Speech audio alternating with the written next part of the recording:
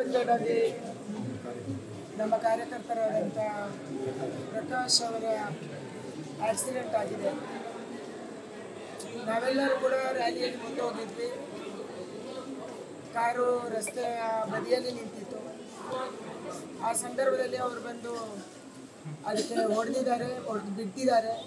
ಬಿಟ್ಟ ಸಂದರ್ಭದಲ್ಲಿ ಬಸ್ಸು ಹರಿದು ಬಿಟ್ಟು ಅವರಿಗೆ ಏಟಾಗಿ, ಇವತ್ತು ಯಾವ ರೀತಿ ಏಟಾಗಿದೆ ಏನಾಗಿದೆ ಅನ್ನುವಂಥದ್ದನ್ನು ಪೋಸ್ಟ್ ಮಾರ್ಟಮಲ್ಲಿ ಗೊತ್ತಾಗುತ್ತೆ.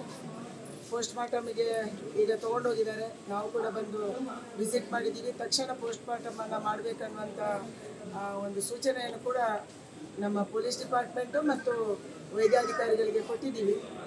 ಆದರೆ ಪೋಸ್ಟ್ ಮಾರ್ಟಮ್ ಆದಮೇಲೆ ಯಾವ ಕಾರಣಕ್ಕಾಗಿ ಅವರ ಸಾವಾಯಿತು, ತಲೆಗೆ ಹೊಡೆದು ಏನಾದರೂ ಸಾವಾಯಿತಾ ಅಥವಾ ಬಿದ್ದು ಸಾವಾಯಿತಾ ಯಾವುದಂತ ಆಚೆ ಬರುತ್ತೆ. ಆದರೆ ನಮಗೆಲ್ಲರಿಗೂ ದುಃಖ ಆಗಿದೆ. ಈ ಸಂದರ್ಭದಲ್ಲಿ ಪ್ರಕಾಶ್ ಅವರು ನಮ್ಮ ಅತ್ಯಂತ ನಿಷ್ಠಾವಂತ ಒಬ್ಬ ಕಾರ್ಯಕರ್ತರು. 24 hours ನಮ್ಮ ಜೊತೆ ಇರುವಂಥವರು, ಆ್ಯಂಟೋನಿ ಅವರ ಜೊತೆ ಓಡಾಡಿ ಕೆಲಸ ಮಾಡುವಂಥವರು. ಅವರ ನಿಧನ ಆಗಿರುವಂಥದ್ದು ನಿಜವಾಗ್ಲೂ ನಮಗೆ ದುಃಖ ಆಗಿದೆ. ಅವರ ಕುಟುಂಬದ ಜೊತೆಗೆ ನಾವು ಇದ್ದೀವಿ. ಅವರಿಗೆ ಕುಟುಂಬಕ್ಕೆ ಏನೇನು ಪರಿಹಾರವನ್ನು ಕೊಡಬೇಕು ಅಥವಾ ಏನು ಅವರಿಗೆ ಅವಶ್ಯಕತೆ ಇದೆ ಅದೆಲ್ಲವನ್ನು ನಮ್ಮ ಪಾರ್ಟಿ ವತಿಯಿಂದ ನಾವು ಮಾಡ್ತೀವಿ. ಡೋರ್ ತೆಗೆದಾಗ